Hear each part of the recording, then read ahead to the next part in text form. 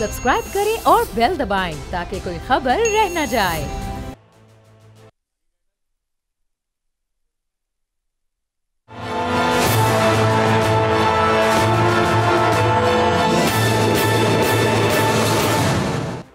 अस्सलाम वालेकुम, मैं बाब जहांगीर, आप देख रहे हैं प्रोग्राम तज़िया। और यौम इकबाल आज एक कहाँ आज के पाकिस्तान में हम इस दिन को सिर्फ एक छुट्टी के तौर पर मनाते हैं। इकबाल का फ़लसफ़ा, इकबाल का पैगाम, शायर मशरिक़ की वो सोच जो कि उनकी शायरी में थी, जिस तरह से उन्होंने मुसलमानों में खुदी का पैगाम दिया, जिस तरह से उन्होंने अपनी सोच से अपना एक ख्वाब देखा और उसको बाद में जब अमली जामा पहनाया गया तो पाकिस्तान की सूरत में एक आज़ाद वतन हमें देखने को मिला। लेकिन क्या आज पाकिस्तानियों ने और पूरी मुस्लिम दुनिया ने उस पैगाम को याद रखा हुआ है? क्या आज उस पर अमल होता है? आज का पाकिस्तान अल्लामा मोहम्मद इकबाल के जो अफकार थे, जो उनके ख्यालात थे, जो उनका फ़लसफ़ा था, उससे कोसों दूर खड़ा दिखाई देता है। अगर आज अल्लामा इकबाल के फ़लसफ़ा खुदी पर अमल किया जाता तो पिछले 75 साल से पाकिस्तान एक कर्ज़दार मुल्क नहीं होता। अगर जो उनका एक बड़ा ज़बरदस्त मिसरा है कि एक हों मुस्लिम हरम की पासबानी के लिए, अगर मुसलमानों में आज इत्तेहाद होता तो शायद हम कश्मीर, फ़लस्तीन, शाम और दूसरे ममालिक में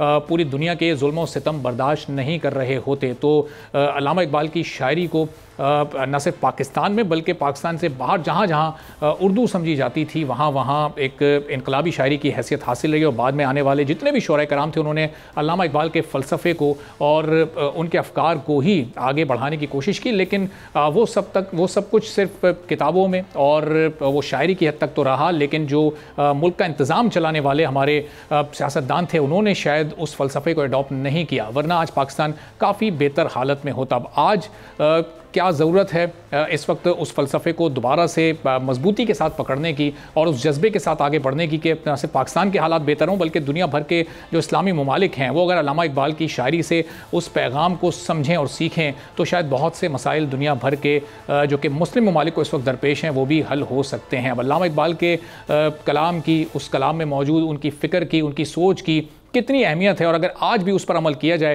तो तब्दीलियाँ न सिर्फ पाकिस्तान में बल्कि दुनिया भर में लाई जा सकती हैं। इस पर हम गुफ्तगू करते हैं। प्रोफेसर अब्दुल रऊफ़ रफ़ीकी साहब हमारे साथ मौजूद हैं। जस्टिस रिटायर्ड नासरा जावेद इकबाल साहिबा हमें ज्वाइन कर चुकी हैं। दोनों मौज़ूज़ मेहमानों को प्रोग्राम में वेलकम करते हैं। जस्टिस नासरा इकबाल साहिबा, गुफ्तगू का आगाज़ आपसे करते हैं कि इकबाल का जो पैगाम था, ख़ास तौर पर खुदी का पैगाम, मुसलमानों की यकजहती का पैगाम, और उस पैगाम की वजह से ही ज़ाहिर पाकिस्तान वजूद में आया। जो उन्होंने तहरीक पाकिस्तान में अपनी शायरी के ज़रिए एक जोश और वलवला पैदा किया, लेकिन उसके बाद वो पैगाम जैसे कहीं खो सा गया, ना सिर्फ पाकिस्तान में बल्कि अगर वो जो एक मुस्लिम ममालिक की अपनी एक पूरी दुनिया है, अगर उसमें भी इस शायरी पर अमल किया जाता, इकबाल के पैगाम को समझा जाता तो क्या कुछ तब्दील हो सकता था। आज जो आज का माहौल है उस पर क्या कमेंट करेंगे आप? जी, मैं समझती हूँ कि इकबाल ने तो मुस्लिम उम्मत को इकट्ठी करने की कोशिश की थी और उनका पैगाम ये था कि एक हो मुस्लिम हरम की पासबानी के लिए, नील के साहिल को लेकर ताब खाके काश कर। लेकिन हमने उस पर अमल ही नहीं किया, पैगाम सुन लिया और बस सो रहे। जी ठीक है। तो जस्टिस साहब, आपकी आवाज़ ज़रा सही तौर पर नहीं आ पा रही है, आपको हम रिकनेक्ट करते हैं ताकि आपकी आवाज़ भी सही तौर पर ज़रा ऑनियर जा सके। अब्दुल रऊफ़ रफ़ीकी साहब, आज हम देखते हैं कि पाकिस्तान जिन मसाइल से दो चार है वो ज़ाहिर है कि मौशी मसाइल हैं, गवर्नेंस के इशूज़ हैं। इकबाल की शायरी में जो एक खुदी का फ़लसफ़ा था, जो एक खुदी का पैगाम था, यानी खुददार होना, अपने मसाइल अपने वसाइल से हल करना, उसकी कितनी अहमियत थी अगर इन 75-76 सालों में उस पर अमल किया जाता या इकबाल की शायरी को समझा जाता कि वो कहना क्या चाहते थे, वो पैगाम मुस्तकबिल के लिए क्या देना चाहते थे, तो कितने मुख्तलिफ होते हालात, क्या अहमियत थी उनके इस पैगाम की? यकीनन जनाब, आपने तमहीद में अपने इस सवाल का जवाब दे ही दिया था। आपने फरमाया था ना कि अगर हम अल्लामा के पैगाम पे, उनकी तालीमात पे, उनके अफकार से मुस्तफ़ीद होते, उनकी तालीमात पे अमल करते तो आज पाकिस्तान IMF का मक़रूज़ नहीं होता। देखिए जी, एक तरफ हमारा स्ट्रेटेजिक मौक़ियत है, जो जोग्राफिकली हमारा जो इम्पोर्टेंस है, हम जनूबी एशिया के क़ल्ब में वाक़या है, हमारे पास बहीरा अरब है, हमारे पास सेंट्रल एशियन कंट्रीज़ की एक्सेस थ्रू पाकिस्तान है तो पूरी दुनिया को। तो ये हमारे जोग्राफिक इम्पोर्टेंस के साथ साथ इस्लामी उम्मा की इस वक्त पूरी इस्लामी उम्मा की जो ज़बूं हाली है, सबकी नज़रें पाकिस्तान पे है। और अल्हम्दुलिल्लाह खुदा ने पाकिस्तान को ही तो 8वीं क़ुव्वत से सरफराज फरमाया। मगर एक नुक्ता कि हमने अल्लामा को कौमी शायर तो करार दिया है, मगर उनके अफकार से मुस्तफ़ीद होने के लिए ये लाजिम है कि हम इसको कोर्स का हिस्सा बनाएं। इस वक्त कितना अलमिया है, जिस मुल्क का कौमी शायर उनके अफकार तालीमात से मुतालिक जस्ट मुल्क भर के जामियात में, सिर्फ 2 जामियात में बल्कि 3 में शोबहाए इकबाल का वजूद है। और अभी 1-2 दिगर जामियात ने BS लेवल पे और हाई लेवल पे उनके स्टडीज़ शुरू किए हैं। अगर मुल्क भर के तमाम जामियात में शोबाए इकबाल के इनेकाद को तरतीब दिया जाए, इकबालियात के शोबे कायम किए जाए, तो ला महला इकबाल के फ़िक्र, फ़न, खुदी, फ़लसफ़ा, इश्क, तसव्वुर, इन सब से पूरी उम्मा, सिर्फ कौम नहीं, सिर्फ पाकिस्तान नहीं, पूरी उम्मा इसके थ्रू मुस्तफ़ीद हो सकते हैं। हमारे नौजवान CV लेके मल्टीनेशनल कंपनियों की तरफ नहीं भागेंगे, बल्कि अल्लामा के तफक्कुर से मुस्तफ़ीद होते ही वो तकदीरसाज बन जाएंगे, वो सख्त जान बन जाएंगे, वो जान पुरसोज बन जाएंगे, सुखल दिन नवाज बन जाएंगे और निगाह बुलंद बन जाएंगे और मीरे कारवान बन के अपना रखते सफ़र लेके जहान की तामीर नौ में अपना भरपूर किरदार अदा कर सकते हैं। ठीक है, तो नासिर इकबाल साहब, आप क्या वजह समझती हैं कि फिर हुकूमत की इस तरफ तवज्जो क्यों नहीं है कि अल्लामा इकबाल की शायरी को नौजवानों तक पहुंचाया जाए, उसको आम किया जाए, उसमें जो पैगाम है वो मौसर तरीके से उसको पोर्ट्रे किया जाए हमारे एक नौजवान तक। हम ये देखते हैं कि 9 नवंबर आता है, उस दिन सब गुफ्तगू करते हैं, उस दिन एक दिन तकरीबात होती हैं, प्रोग्राम होते हैं, फिर 21 अप्रैल आता है। इन 2 तारीखों के अलावा फिर हम इसकी कमी महसूस करते हैं अपने माशरे में। आपको भी ये कमी महसूस होती है या नहीं, और फिर किस तरह से इस कमी को दूर किया जा सकता है? यकीनन महसूस तो हर एक को होती होगी, लेकिन बात यह है कि लोग अपने अपने माशी जो है मसाइल उनमें मशहूर रहते हैं और उनको इस बात की फिक्र ही नहीं कि और कौम में हो क्या है। जी, तो अब जैसे साहब इस पे ज़ाहिर है कि तजावीज़ आपकी भी बड़ी इंपॉर्टेंट हो सकती हैं। हुकूमत किस तरह के इक़दाम करे, चूँकि ये किसी एक हुकूमत की ये इस वक्त हम देखें तो ये बात नहीं है कि ये एक हुकूमत इसको नज़रअंदाज नहीं कर रही, बल्कि माजी की तकरीबन तमाम ही हुकूमतें हमारे इस शोबे को ख़ासतौर पर अल्लामा इकबाल को नज़रअंदाज करती आई हैं। तो ये कुछ तजावीज़ इस हुकूमत के लिए आपकी कि आने वाले दिनों में उन्हें क्या करना चाहिए? वो तो पता ही नहीं कि यहाँ हुकूमत किसकी है, और हुकूमत अगर हमें वाज़ेह भी हो जाए कि कौन है, वो अपने अपने माशी सरगर्मियों में तमाम लोग मशगूल हैं और वो इस तरफ तवज्जो ही नहीं देते। सही। तो डॉक्टर अब्दुल रऊफ साहब, ये एक हो मुस्लिम हरम की पासबानी के लिए, अब ये इस मिसरे में बड़ी गहराई है। इसका अगर हम एक बड़े कैनवस पर इसका मतलब देखें और उसको समझें तो शायद ये जो इस वक्त दुनिया भर के मुस्लिम ममालिक को दरपेश मसाइल हैं, आप विज़न देखें डॉक्टर मोहम्मद इकबाल का कि वो आज से कई दहाइयाँ पहले उन्होंने ये एक मिसरा कहा, तो मुस्लिम दुनिया ने इसका मतलब नहीं समझा, आपस में तकसीम है, बटी हुई है, और फिर उसका फ़ायदा उठाकर दुनिया हम पर हुकूमत कर रही है। देखिए जी, ये बहुत अहम नुक्ता है जो आपने निशानदेही की। असल अलमिया ही यही है। अल्लामा ने मशरक़ के उलूम भी पढ़े थे, मगरब के उलूम भी पढ़े, और मशरक़ के चप्पे चप्पे की सियाहत की और साथ जाके मगरब से इक्तिसाब इल्म हासिल किया, मुशाहिदा, तजुर्बा, और तब जाके मशरक़ की ज़बूहाली और मगरब की जो बालादस्ती है। इस वक्त जो मशरक़ और मगरब के दरमियान तहजीबी तसादुम बप्पा है, इन सब का इलाज अगर है तो अल्लामा के पयाम और अल्लामा के फ़लसफ़ा और फ़िक्र में मौजूद है। जिस तरह अल्लामा ने फरमाया था कि मशरक़ से हो बेजार, न मगरब से हज़र कर, फितरत का इशारा है कि हर शब को सहर कर।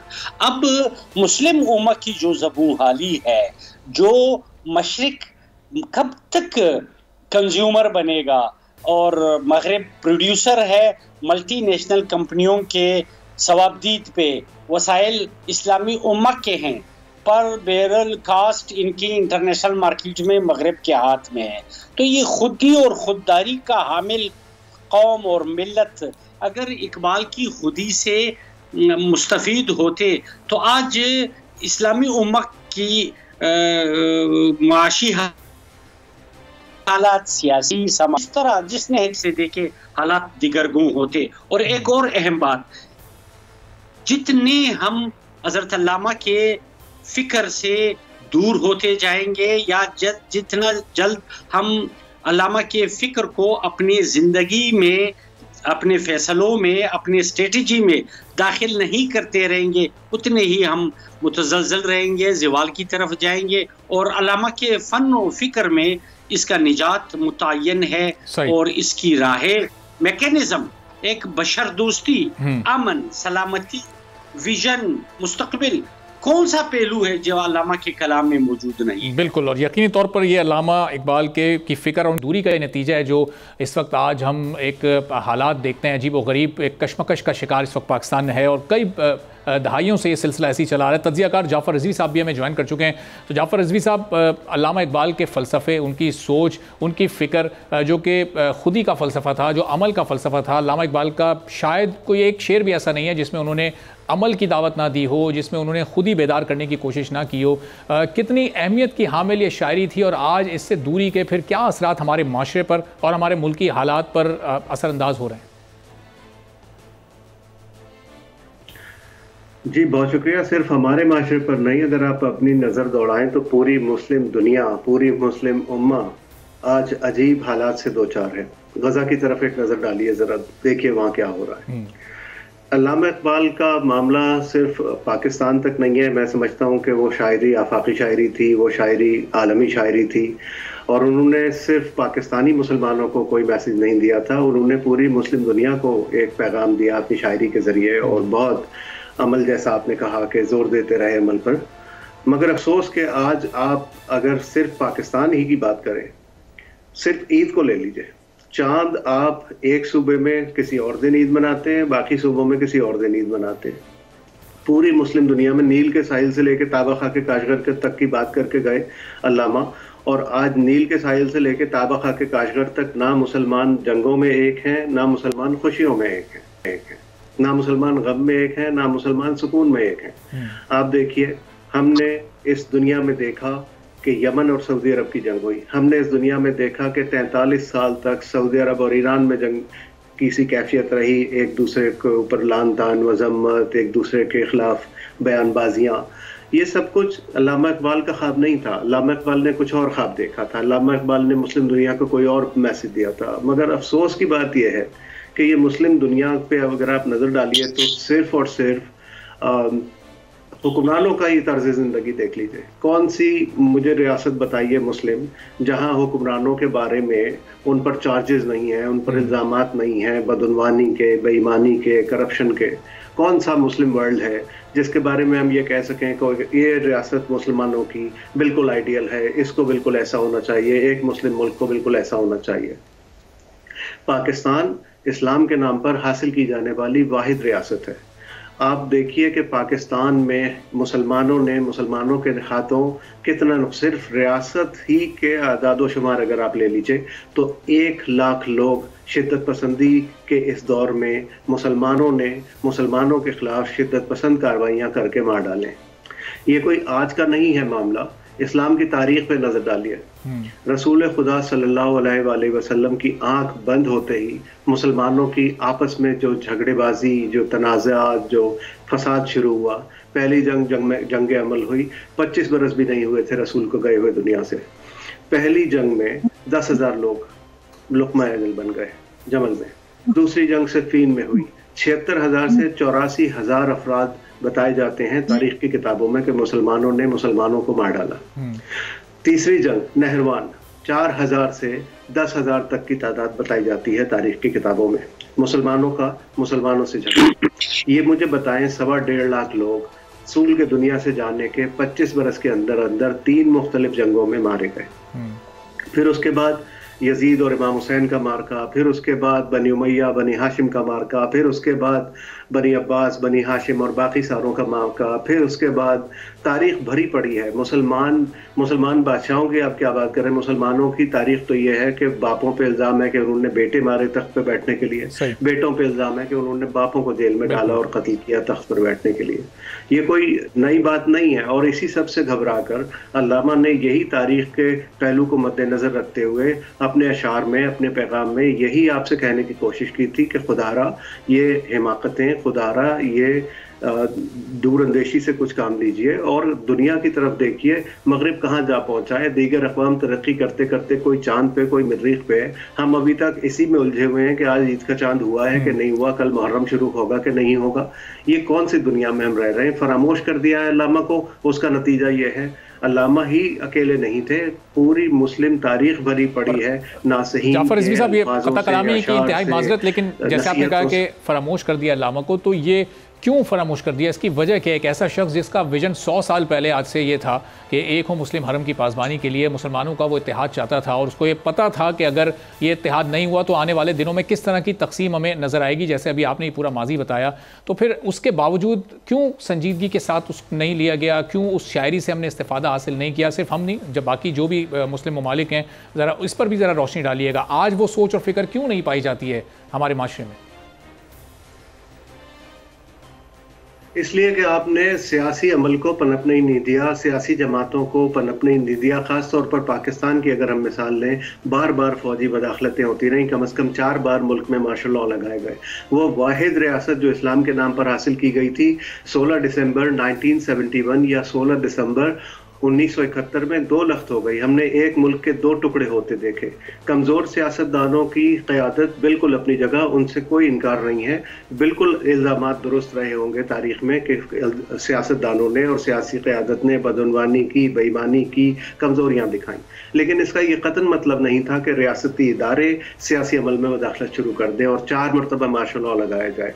सिर्फ हम लालच, तमा, पैसे की हवस, मुल्क के मामलात में मदाखलत, ताकत का हुसूल, इन सब के सामने जाफर साहब, लेकिन ये कता कलामी की फिर से माजरत जाफर साहब, लेकिन ये पिछले 15 साल से अगर हम देखें तो ये जमहूरियत का तसलसल है। सियासी जमातें 3 अपने अदवार मुकम्मल कर चुकी हैं, उसमें असम्बलियों ने तीनों अदवार में अपनी अपनी मुद्दत मुकम्मल की है।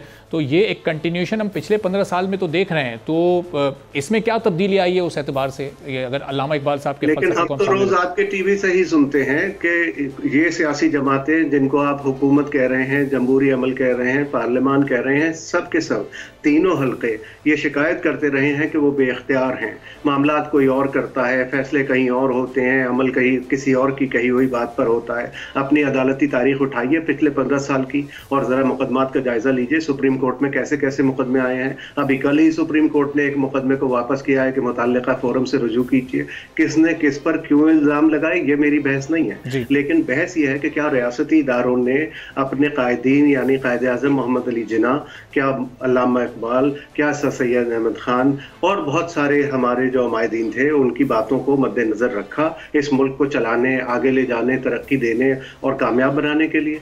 अगर ऐसा होता तो हम 1971 में 2 लख्त क्यों होते?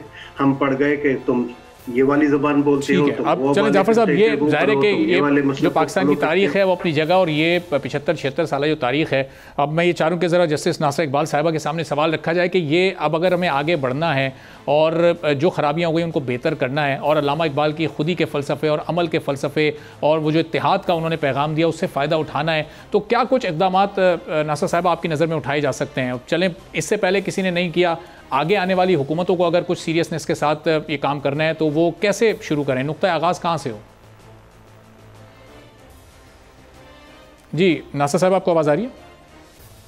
चलें, गालिबन नासिर साहब जी। तो नासिर साहब, अब ये अब अगर सवाल अगर आपने मेरा सुना हो तो ये अब अगर हमें शुरू करना है इकबाल के फ़लसफ़े से सीखना और उस पर अमल करना, माजी में जो नुकसान हो चुका है ज़ाहिर है वो उसको मुस्तकबिल को बेहतर बनाकर ही किसी हद तक उसका मदावा किया जा सकता है, तो कैसे इसका आगाज़ करें? असल में लोगों को अगर वाक़ियत हो ना इक़बाल के कलाम से, तो उनको पता भी लगे कि क्या वो कह रहे हैं, एक हो मुस्लिम हरम की पासबानी के लिए नील के साहिल से साबखा के काश कर, लेकिन कोई तो देता नहीं ना। हर एक अपनी अपनी माशी मुश्किलों को हल करने की आजकल कोशिश कर रहा है। अगर उसी की तरफ तवज्जो दें तो फिर जाहिर है और कुछ नहीं हो सकता, और यही हमारे मुल्क के हालात हैं आजकल।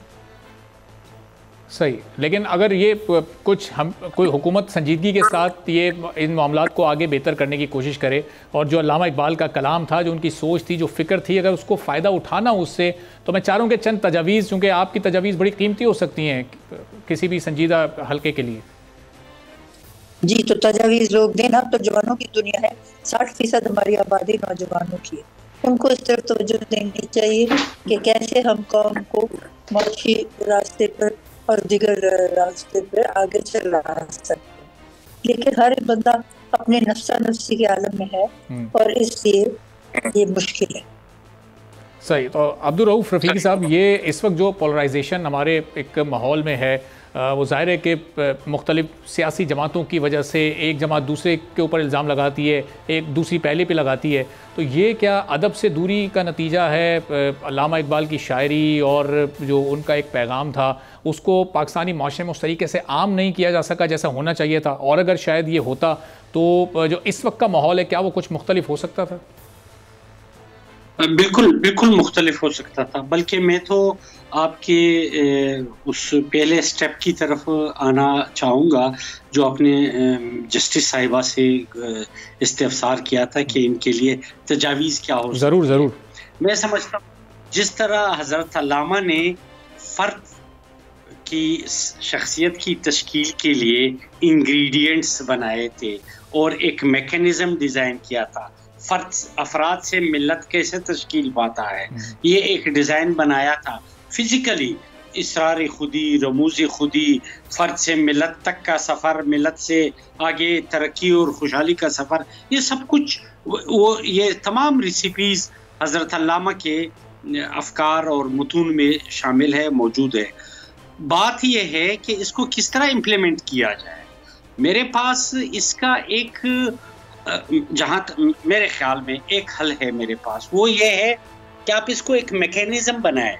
नौजवान सिर्फ 9 नवंबर और 21 अप्रैल से तजदीद फ़िक्र इकबाल नहीं कर पाएंगे। एक दिन की गर्दान और एक दिन के मुबाहिसे, तकारीर, बैतबाजी, इससे मसले का हल नहीं है। बात यह है जब तक आप कोर्स का हिस्सा नहीं बनाएंगे, खुदा करे कोई साहिब इख्तियार और साहिब पॉलिसी साज इदारा कोई मेरा ये मुद्दा सुन रहा हो, इस वक्त ये लाजिम है कि मुल्क के तमाम जामियात में इकबाल स्टडीज़ के डिपार्टमेंट्स बनाए जाए। ये सिर्फ इसलिए नहीं है कि वो एमफिल और पीएचडी और बीएस की डिग्रियां बांटते रहे, नहीं, वो हम लोगों से तकदीर साज बनाए। वो फिजिक्स डिपार्टमेंट वाले को भी वंस अ वीक या ट्वाइस अ वीक क्लास लेके इस्लामियात, medical science, social science, computer science, जितने भी उलूम व फ़नून है, सब पे इकबाल डिपार्टमेंट एक लेक्चर लेके इंसानों को हम डिग्री याफ्ता तो बनाते हैं, हम ब्यूरोक्रेसी को तो तश्कील देते हैं, हम CSS PCS को तो कम्पिटिटिव एग्जाम में लोगों को आने देते हैं। आया वो साहिब खुदी भी है, वो किसी से MOU साइन कर रहा है, किसी फॉरेनर से, किसी डोनर एजेंसी से, किसी IMF से, तो उनकी अपनी तशख़्ख़ुस कितनी है? हमारे मशरकी रिवायात हमारे पास कितने हैं? हमने अपने स्टेट की तरजीहात को अपनी तरजीहात में किस नंबर पे रखा? इस मादरे वतन की हम पे हक है। हमारे तरजीहात की लिस्ट में मादरे वतन कहाँ है? ये हम हज़रत अल्लामा के फ़न व फ़िक्र से तब हासिल कर सकेंगे जब हमारे कोर्स का हिस्सा हो, जब हम खुद ही इनको अमलन पढ़ाए, कोर्स के जरिए पढ़ाए, जब हम उनको नजरिया इश्क, इंसान दोस्ती, एहतराम, आदमियत, अमन, सलामती हम पढ़ाए, इश्क के रसूल, हसवाए हसना, जब हम इनको पढ़ाएंगे कोर्स निसाब के तहत, तो इंशाल्लाह ताला हमारा जो नौजवान ठीक है, ये बड़ी मुनासिब आपकी ये तजवीज़ है, और इस तजवीज़ पर अगर संजीदगी के साथ अमल किया जाए तो फ़लसफ़ा इकबाल को एक बार फिर से ज़िंदा किया जा सकता है और उससे फिर आने वाले दिनों में इस्तिफ़ादा भी हासिल किया जा सकता है। बहुत बहुत शुक्रिया प्रोफेसर अब्दुल रऊफ रफ़ीकी साहब, नासिरा जावेद इकबाल साहिबा, जाफ़र रिजवी साहब हमारे साथ मौजूद थे। एक ब्रेक लेते हैं, ब्रेक के बाद जब वापस आएंगे तो कुछ सियासी मामलात पर डिस्कशन करेंगे।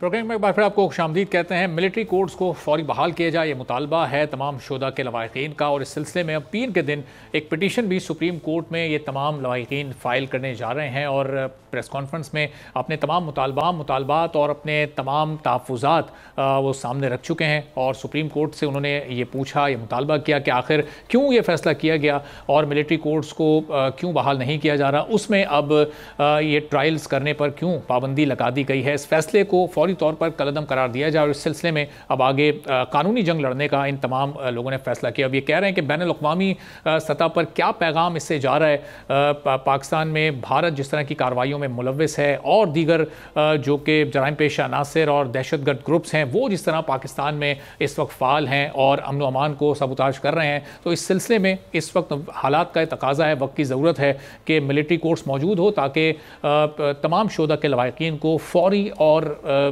तेज़ी के साथ इंसाफ मिल सके। अब इस पूरी सूरत हाल पर हम गुफ्तगू करते हैं। जहांगीर जदून साहब माहिर ख़ान मौजूद हैं, ब्रिगेडियर रिटायर्ड वकार साहब भी हमें ज्वाइन कर चुके हैं। तो जहांगीर जदून साहब, ये जो पिटीशन दायर होने जा रही है पीर के रोज़, अब क्या आपको लगता है, ज़ाहिर है ये फ़ैसला तो सामने आ चुका है, क्या इस पर नज़रसानी हो सकती है? अगर वो हो सकती है तो जो सिविल कोर्ट्स और फ़ौजी अदालतों का जो एक बुनियादी फ़र्क है, ज़रा इस पर भी थोड़ी सी आप कानूनी तौर पर रोशनी डालिएगा। बिस्मिल्लाहिर्रहमानिर्रहीम, बहुत शुक्रिया। देखिए, अब एक पहले भी जब ये दहशतगर्दी बढ़ी थी तो 2014 में जब APS का वाक़या हुआ तो उसमें फिर तमाम जो पॉलिटिकल पार्टीज़ थी और जितने भी स्टेक होल्डर थे वो मिल के बैठे, उन्होंने कहा जी इसका कुछ सोल्यूशन निकालें। सिविल कोर्ट में और मसला कोई होता है, उसमें एक प्रॉब्लम ये होता है कि केस डिले बहुत होता है और जो है वो मैक्सिमम ये चांस होते हैं कि बाज़ लोग मतलब खौफ की वजह से या प्रॉपर एविडेंस नहीं आती, तो मतलब इनका जो कंसर्न था जिस वजह से मिलिट्री कोर्ट बनाई जाती हैं कि बंदों की इक्विटल हो जाती है। जबकि दूसरी तरफ ये कंसर्न है कि जब मिलिट्री कोर्ट्स होती हैं उनमें फेयर ट्रायल नहीं होता। अब इसको आपने देखना है, बैलेंस करना है या लॉ के अंदर देखना है कि किस तरह पॉसिबल है। तो उस वक्त तो कॉन्स्टिट्यूशनल अमेंडमेंट की गई थी 21, तो फिर 2 साल के लिए सनसेट क्लास लगाई गई जी कि आप मिलिट्री कोर्ट्स करें, इसमें उनके जल्दी ट्रायल करें, क्योंकि बहुत सारे लोग जो थे वो पकड़े हुए थे, इंटरनमेंट सेंटर में थे, उनके कोई लीगैलिटी का पता नहीं चल रहा था कि आप 2-3 साल एक बंदा इंटरनमेंट सेंटर में है तो उसको किधर लेके जाएं, कहाँ पे उसका ट्रायल हो। तो ये वजूहत थी उस वक्त बन गई। अभी जो ये मिलिट्री कोर्ट्स, अभी जो सुप्रीम कोर्ट में ये केस आया है, बेसिकली ये तो 9 मई के वाक़े के बाद आया है कि 9 मई के अंदर जिन लोगों का ट्रायल हो रहा है वो 9th में जो मिलिट्री कोर्ट में नहीं होना चाहिए, सिविल कोर्ट में होना चाहिए। अब इसको आप थोड़ा सा दहशतगर्दी के ज़ुमरे में मेरे ख्याल में नहीं मिक्स करना चाहिए, या जो बंदे कहते हैं होना चाहिए उनकी अपनी राय है, जो कहते हैं नहीं होना चाहिए उन्होंने अपनी राय। असल बात ये होती है कि फेयर ट्रायल जो है होना चाहिए। और इसको अभी एक देखा सुप्रीम कोर्ट की जजमेंट आ चुकी है कि जी ये जो लोग हैं इनका ट्रायल जो स्पेसिफिक उन्होंने इनका कहा है कि ये ट्रायल जो है वो नहीं होना चाहिए। इसमें एक ज़्यादा आगे तो अच्छा जहांगीर साहब, ये ज़रा इसकी ज़रा थोड़ी सी वजाहत कर दीजिएगा कि ये जो फिर फैसला था सुप्रीम कोर्ट का, वो सिर्फ जो 9 मई में मुलविस अफराद हैं वो उनकी हद तक था, जो बाकी दहशतगर्द तंजीमों के जो लोग हैं या कुलभूषण यादव का जो केस है या इस तरह के जो दूसरे केसेस हैं, वो फैसला क्या उन पर लागू नहीं होता? नहीं, इन लोगों ने बेसिकली देखे ना, जस्टिस जो चीफ जस्टिस है सुप्रीम कोर्ट के एक्स, उन्होंने ये चैलेंज किया था जी कि इन लोगों का बेसिकली फोकस इन पे था 9 मई के। अब इसमें कोई दहशतगर्द किसी की तो पटिशन नहीं है कि जी मुझे मिलिट्री कोर्ट में ट्रायल किया जाए। उसमें ये हुआ ये है कि जो सुप्रीम कोर्ट है उन्होंने ये 21D सेक्शन जो है ना उसको कलअदम करा दिया। तो उससे फिर मसला ये पैदा होता है कि अगर एक जो सिविलियन है वो किसी मिलिट्री के साथ मिलकर कोई ऐसी साजिश करता है जो है उस में मिलिट्री एक्ट के नीचे आ सकता है, सिविलियन के सब्जेक्ट मिलिट्री एक्ट है, उसका ट्रायल तो अगर 21D मौजूद रहती है तो फिर हो सकता है। मिलिट्री कोर्ट में होता रहा है, आपको पता है PTI के दौर में तकरीबन 25 लोगों का ट्रायल जो है वो मिलिट्री सिविलियन का मिलिट्री कोर्ट में हुआ है। तो उस सिलसिले में थोड़ी सी फिर कॉम्प्लिकेशन पैदा हो जाएगी कि अगर 21D नहीं होगा तो फिर तो जो बंदा किसी मिलिट्री इंस्टॉलेशन पे दहशतगर्दी में भी इन्वॉल्व होगा तो उसका फिर क्या करेंगे, वो सिविलियन है तो उसका फिर किस तरह ट्रायल करेंगे। 9 मई वाले लोग तो फिर एक तरफ रह जाएंगे ना। इनमें अब मेरे ख्याल में जो भी इन्होंने किया है उसको अक्रॉस द बोर्ड कंडेम किया हर बंदे ने, किसी पार्टी ने। जहांगीर साहब, इसका मतलब ये 21D सेक्शन खत्म होने का मतलब ये है कि अब सिविलियन ने किसी भी तरह का कोई क्राइम कंडक्ट किया हो लेकिन वो फिर मिलिट्री कोर्ट में उसका ट्रायल नहीं होगा, चाहे वो किसी भी नौयत का जुर्म हो। जी इस सर, इसका यही मतलब हो जाएगा। तो उसमें आप देखें ना, गवर्नमेंट के पास चॉइस दो, मेरे ख्याल में इसमें रिव्यू के बजाय अपील ज़्यादा इफेक्टिव होगी कि अगर अपील करें तो ऑब्वियसली वो दूसरा बेंच सुनेगा तो उसमें ज़्यादा चांस है जो भी फैसला आता है, अगर वो कोर्ट समिति है, हालांकि काजी फाइसा साहब जो चीफ जस्टिस हैं इनका ने तो जो कॉन्स्टिट्यूशनल अमेंडमेंट थी उसको भी नहीं एंडोर्स किया था। इनका डिसेंटिंग नोट है कि जी मैं तो मिलिट्री कोर्ट्स को बिल्कुल जो है ना अगर आईनी तरमीम से भी बनाएंगे तो उन्होंने अपना एक डिसेंटिंग नोट दिया हुआ है। तो अब सुप्रीम कोर्ट का फैसला तो है। अब बात देखें ना, बात सजाएं जो है वो सिविल कोर्ट में मिलिट्री कोर्ट से ज़्यादा है। अब देखें ना, मिलिट्री कोर्ट में सबसे जो बड़ा इंपॉर्टेंट जो फंडामेंटल इशू होता है वो आता है फेयर ट्रायल। एक बंदा जो है ना उसके वरसान को अलाउ किया जाए, उनके वकला को कि ट्रायल देखें तो उसने किस तरह हो रहा है। जब इस तरह के कुछ बात पैदा होते हैं जी कि एक कोई मेजर साहब आ गया या कोई कर्नल साहब आ गया, उसको ट्रायल का पता ही नहीं है। अब मुझे कोई जाके मिलिट्री के अंदर ट्रेनिंग दे फलानी बंदूक, तो मुझे नाम भी नहीं आता होगा, मैं गन तो नहीं चला सकता, मुझे किस तरह मेरी इतनी कोई फायरिंग का मुझे इतना एक्सपीरियंस नहीं होगा। तो ये ऑब्वियसली ये थोड़ा सा रीजनिंग है इसमें। तो उसमें ये कि फेयर ट्रायल के लिए आप इनका जो लॉ डायरेक्टरेट है, जैक ब्रांच है, या तो इनके पास कोई प्रॉपर ऐसे बंदे होने चाहिए ट्रेन जो एक को सारी चीज़ों को पूरा करते हैं, उनको पता हो। तो एक अब जो उनके लवाकिन है वो कहते हैं जी हमें फेयर ट्रायल नहीं मिल रहा, क्योंकि आप और मैं तो उसमें इन्वॉल्व नहीं है, नहीं हमें कोई उसमें है। तो अब अगर ये कोई बंदा ग्रीव्ड है ऐसे, तो ऑब्वियसली बजाय प्रेस कॉन्फ्रेंस के वो आके सुप्रीम कोर्ट में उसके लिए एक रास्ता होता है, प्रेस कॉन्फ्रेंस से तो फैसले तब्दील नहीं होते। तो जहांगीर साहब ये पीर को तो ज़ाहिर है पिटीशन फाइल कर ही रहे हैं, अब देखते हैं कि उस पिटीशन का फिर क्या नतीजा निकलता है। मैं आपकी तरफ वापस आता हूँ जब ब्रिगेडियर वकार साहब, ये जो लवाकिन के एतराज़ात हैं आप क्या समझते हैं, किस हद तक ये दुरुस्त हैं? और सिविल अदालतों के निज़ाम में जिस सकम पर उन्हें जो कानूनी सकम उसमें मौजूद है उस पर उन्हें एतराज़ है कि प्रोसिक्यूशन सही नहीं होती, बहुत लंबे अरसे तक केस चलता रहता है, तो ये वाकई इत्तेफाक करते हैं आप उनके ग्रीवेंसेस से? या मैं दो सिर्फ सवाल करूंगा क्योंकि कानूनी मुश्गाफियों में फंसा रहा मुल्क, और ये 1880s के बाद वे लॉज हैं जिन पे हमारी कोर्ट्स कायम है और एडमिनिस्ट्रेशन। कर्नल हसन हैदर शहीद हुए हैं परसों, नायक खुशदिल हुए हैं, नायक रफीक और लांस नायक कादर, और वो वॉर ऑन टेरर मेरे ख्याल है शायद नजर नहीं आती कि 20 साल से हम लड़ रहे हैं, जंग की हालत में है ना मुल्क, और इसमें स्पेशल लॉज। अब फर्ज करो ये 3-4 टेररिस्ट को पकड़ लेते हैं, तो उधर फिर कौन सा एविडेंस होगा, और लेट्स से कौन सी इसके लवाकिन होंगे, इनके मुतासरीन होंगे उनके जो उसको करेंगे। ये शहीदों का खून तो नजर नहीं आता। दूसरा आई थिंक बड़ा सवाल ये है कि क्या 9th पे स्टेट पे असॉल्ट नहीं था, या 9th में कोई अलग क्यों कर रहे हैं?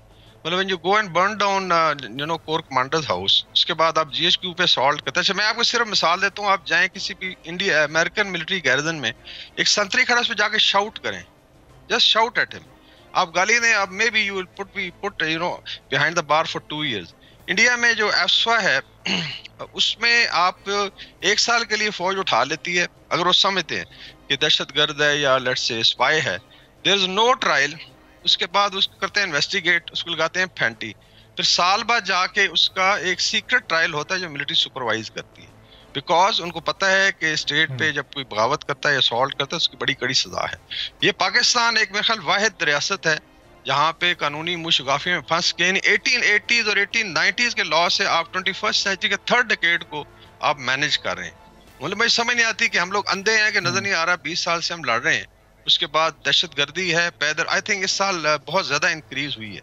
अच्छा, इसी तरीके से मिलिट्री ऑपरेशंस होते हैं, उसमें even my son has been doing it, मैं नाम नहीं लूंगा उसका, इज अ मेजर, और तीरा वैली और इधर ये 60-70 TTP के लोगों को पकड़ के लाते थे, और अभी आप बताएं उधर कौन सा एविडेंस होगा? मतलब उधर आपको वहाँ पे लेट्स से एविडेंस चाहिए, सिविलियंस का एविडेंस चाहिए, एक वॉर हो रही है। एंड आई थिंक 9th में कोई डील लिंक करना कि ये कोई बड़ा सॉफ्ट सा let's say, this was a बगावत, दिस वाज अ बगावत to undermine the military, this was a बगावत to divide rank and file. Campaigns तो देखे ना, अभी सोशल मीडिया को आप लेट्स से ओन ही नहीं करते कि बाहर से जिस तरीके से आवाजें आई। आई थिंक जो शोधा है उनकी तादाद तकरीबन 1 लाख से ज्यादा है पाकिस्तान में, उसके अंदर मिलिट्री, पुलिस, LEA, सिविलियंस है। अभी अगर उनके लवाकिन देखें तो मेरे ख्याल 1 मिलियन से ज्यादा या तो उनके डायरेक्ट रिलेशनशिप है या उनके आप कह लें कजन हैं, उनके चचा हैं। ये जो जिस तरह के इश्यूज, ये जो केसेस आप पॉइंट आउट कर रहे हैं, तो ये क्या ऐसा हो सकता है कि ये सिविल अदालतों में ही रिफॉर्म्स लाया जाए, उसकी प्रोसिक्यूशन बेहतर की जाए, उस निज़ाम को बेहतर किया जाए, या फिर इस तरह के केसेस के लिए मिलिट्री कोर्ट्स का क़याम बहरहाल नागुज़ीर है और उसकी ज़रूरत है? जिसमें डिटरेंस नहीं रहती। देखें ये जो कह रहे हैं ना कि I am a brigadier retired, और ये कहें जी कि जैसे हमें बेसिक लॉ का नहीं पता है, यस ये जरूर है, फिर अपील होती है, जैक ब्रांच उसको सुपरवाइज करती है, देन दे हैव अपील, पूरे सिविल सिस्टम में हाई कोर्ट तक जा सकते हैं, they can go up to supreme court. बात वही है कि आपने अगर टेररिज्म को रोकना है तो आपको स्पीडियर ट्रायल्स चाहिए, और सिविल में मुझे पता है हमने तो अपने इवन रूटीन वाले आई थिंक दीवानी मुकदमे 20-20 साल अटके रहते हैं, सो उसकी मैं आई थिंक मिसाल, फिर look at the load on the courts, इस वक्त मेरे ख्याल में 24 लाख केस पड़ा हुआ है पाकिस्तान की अदालतों में ऑल टोल्ड, और उसमें इसका मतलब है कि आप अगर टेररिज्म के केसेस उधर ले जाते हैं या असॉल्ट ऑन द स्टेट के, तो आप एक्चुअली लोड इंक्रीज कर रहे हैं। I am not criticising courts, लेकिन I think it is one of the worst performing system हमारा जुडिशियल सिस्टम, उसको रिफॉर्म करने की जरूरत है। फिर आ जाता है एविडेंस, और उसके बाद आ जाता है गवाहान, एंड देन कम्स जजेस। At time they are reluctant, वो रिस्क नहीं लेते, उनको ओपन धमकियां मिलती थी, आपको याद होगा ये जो पिछली दहाई में हुआ उनके साथ। सो ऑल टोल्ड, और इसमें पाकिस्तान की फौज है ना जी, या तो ना कि आप जजेस ने चेहरों पर नकाब ओढ़कर केसेस सुने और फैसले दिए हैं, इस तरह के वाकयात भी हुआ है। अल्जीरिया में हुआ था। मैं पूछता हूँ इनसे, सीरिया और इराक में कौन सी अदालतें चल रही हैं इस वक्त? तो फिर तो आप सिविल वॉर की तरफ जाते हैं। खुदा ना खास्ता ये दहशतगर्दों को तो उन्होंने मुबारकें दी हैं, और इंडिया में मजाक उड़ाया जा रहा है। एंड दिस इज बांग्लादेश में आप चले जाएं, इंडिया में देयर आर स्पेशल लॉज हैं इनके। मैं तो सोशल मीडिया लॉ देख के हैरान होता हूँ, जहाँ पे किसी बंदे को खड़ा करके उठा के ले जा सकते हैं, and they can take out data, और ये उनको अलाउड है, उनकी इंटेलिजेंस एजेंसी। पाकिस्तान में बहुत बेहतर है। ईरान में आप चले जाएं, मिडल ईस्ट, आप चाइना, इवन आप अमेरिका की मैंने मिसाल दी है, उनकी बहुत सख्त सजाएं हैं। और अभी आपने देखा डोनाल्ड ट्रंप जैसे एक्स प्रेसिडेंट को they are taking for treason. क्या एक ने बात सिर्फ की थी जी कि इस तरीके से, या लेट्स से कैपिटल हिल में असॉल्ट ऑन द स्टेट का एक छोटा सा चार्ज है, बाकी उसने खुद तो नहीं किया था। तो यहाँ पे I think there is evidence भी है, प्रूफ भी है। और 9 मई को आई थिंक डाउन प्ले करना ये बड़ी सख्त ज्यादती है कि एक तरफ, इसका मतलब है कि आप कल जो है पीपल पार्टी को कोई ग्रीवेंस होती है, उठ के जाके असॉल्ट कर दे कराची गैरदन पे कि जी ये जमहूरियत है। I think we should live in 21st century's third decade, और इसमें एक्चुअली मॉडिफाई करने की जरूरत है। America department of homeland security पूरा उन्होंने कायम कर दिया, और ऐसे ऐसे सख्त लॉज लेके आए तो कि उसमें फिर they were able to check it. UK में आप देख लें, उसमें जो है I think they are very strict इसके ऊपर। तो आप तो लड़ रहे हैं ना, या तो ना कि नॉर्मल सी है, आपके साथ दो हॉस्टाइल नेबर्स हैं, तो मेरी यही रिक्वेस्ट होगी कि इसको इस पैराए में देखा जाए। बाकी ठीक है, आई एम नॉट अ लॉयर, लेकिन इतना जरूर है कि इतनी कॉमन सेंस वकार साहब, मैं वापस भी आता हूँ आपकी तरफ। ये मुझे जरा मौका दीजिएगा। अब ये जहांगीर जदून साहब, जो वॉर ऑन टेरर चल रही है और इस तरह के वाकयात में जो भी ये पिछले 5-6 रोज़ में पेश आए, पैदर पे 2-3 ऐसे वाकयात हुए जिसमें सिक्योरिटी फोर्सेस के जवान और ऑफिसर्स शहीद हुए। फिर अगर यहाँ से किसी को पकड़ लिया जाता है, खतरनाक दहशतगर्दों को, फिर वो सिविल अदालतों में जाएंगे, वहाँ पर प्रोसिक्यूशन, वहाँ पर गवाह, और इस चक्कर में कितना फिर वो डिले हो जाएगा मामला। तो ये जो फिर डिमांड है इनकी, ये इस तनाजुर में तो बिल्कुल सही है कि मिलिट्री कोर्ट्स में फेयर एंड स्पीडी ट्रायल होता है, खासतौर पर ऐसे केसेस का। नहीं, देखें, स्पीडी ट्रायल होता है, अब उसमें तो कोई शक नहीं है, कोई दहशतगर्दी को खुदा न खास्ता कोई इंडोर्स नहीं कर रहा, हर बंदा कंडेम कर रहा है। और इसका पूरा पाकिस्तान लिंक्ड है, जितनी पाकिस्तान की पॉपुलेशन है वो हमारे लिए बॉर्डर पे आज, क्योंकि अगर सिक्योरिटी नहीं होगी तो आप पाकिस्तान की स्टेट किस तरह सर्वाइव कर सकती है, चाहे वो फौजी हो चाहे वो सिविलियन हो।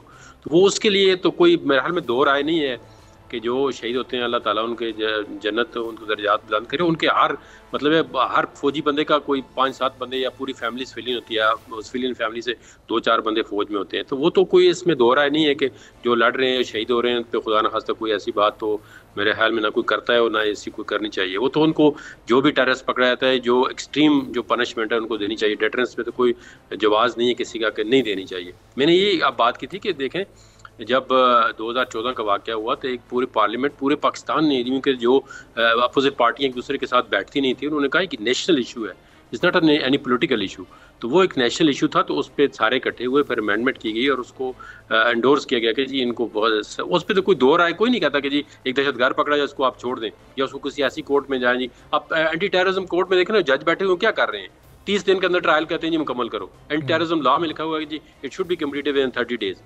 तो आप एविडेंस अगर देखें ना, एविडेंस तो उस जगह दहशतगर्द पकड़ा जाता है तो सबसे पहले तो उसकी यही है ना कि आप उसको आइडेंटिफाई करेंगे कि आप इधर क्या कर रहे थे भाई, बॉर्डर क्रॉसिंग की है आपने, या यहाँ पे आपसे ये वाला असला पकड़ा गया है, आप स्टेट के अगेंस्ट जो है वो दहशतगर्दी में इन्वॉल्व है।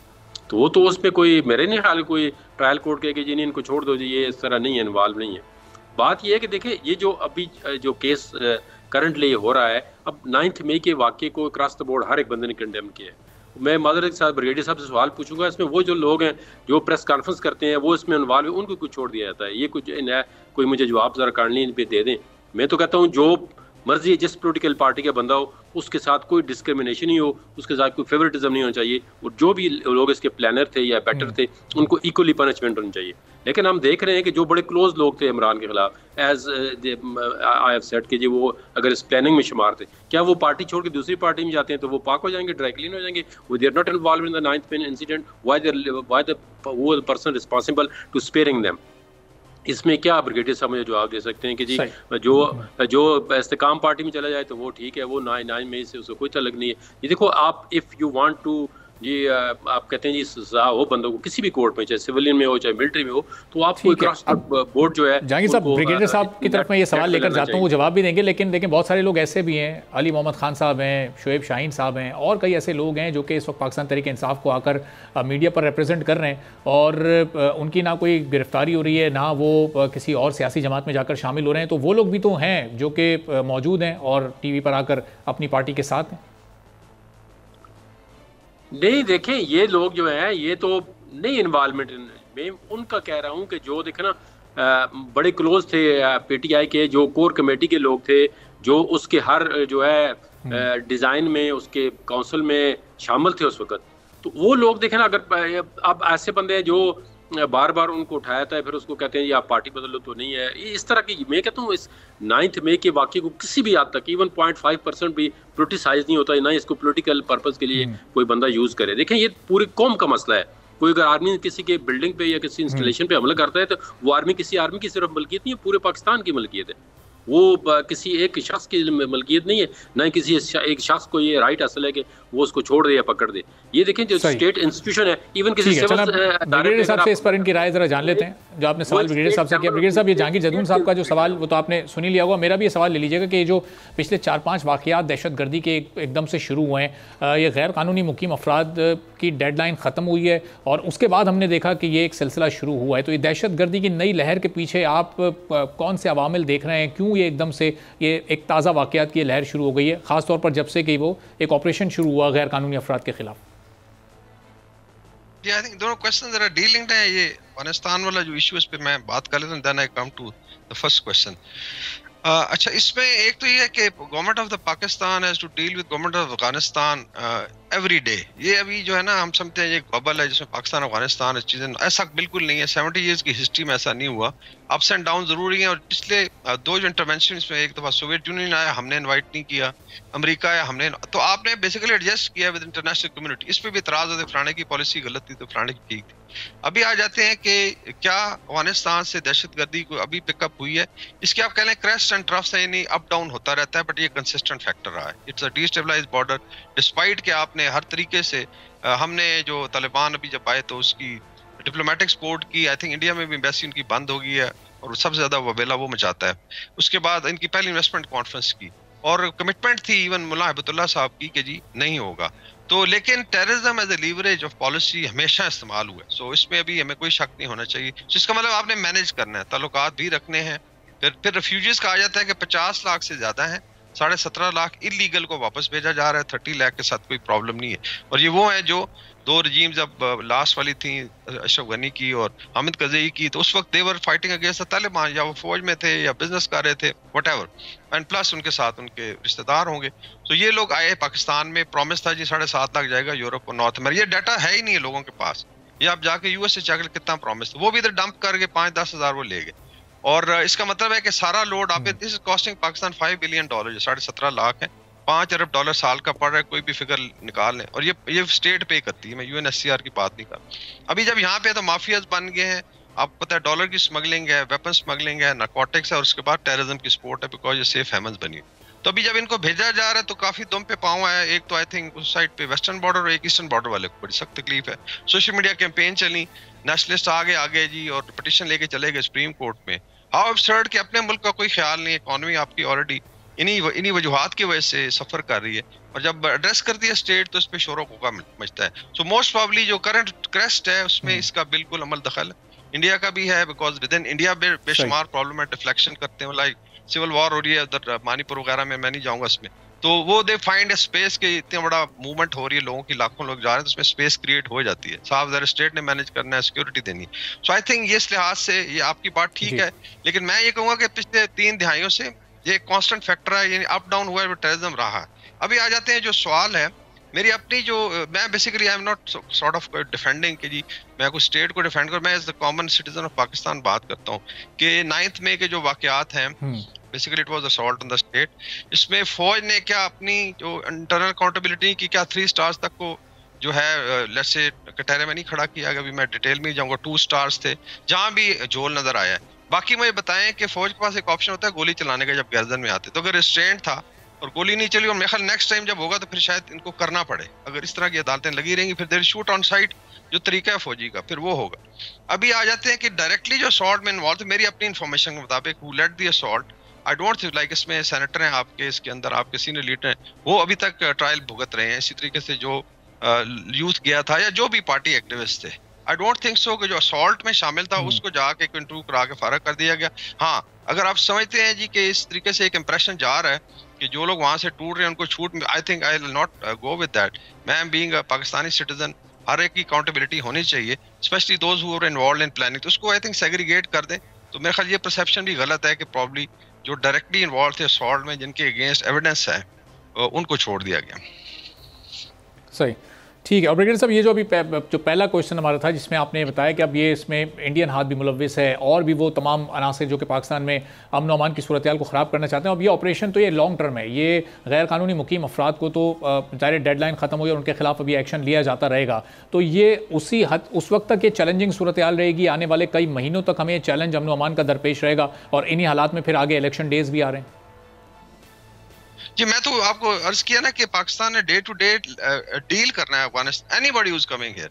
इसका मतलब है कि ये आज की बात है ही नहीं है। मैं तो पिछले 30 साल का भी रो रहा हूँ और आगे भी शायद maybe takes 2 to 3 years ये चीजें settle on, maybe lets एक और रजीम चेंज हो तो फिर आप क्या करेंगे विद इन अफगानिस्तान, क्योंकि अनस्टेबल एरिया शटर जोन है, 2000 साल पुरानी हिस्ट्री को आज की भी नहीं है। तो इसका मतलब है आपने डे टू डे और जो भी गवर्नमेंट ऑफ द डे उसने एक फैसला लेना है, फर्ज करें भी हो सकता है 5 साल बाद बैठ के हम इसी को क्रिटिसाइज करें कि ये नहीं करना चाहिए था, but you have to handle it, और हमने किया भी है।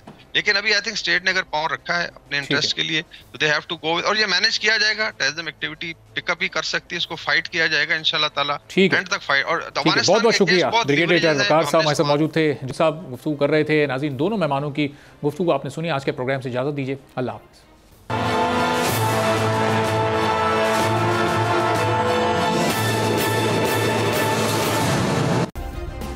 सब्सक्राइब करें और बेल दबाएं ताकि कोई खबर रह न जाए।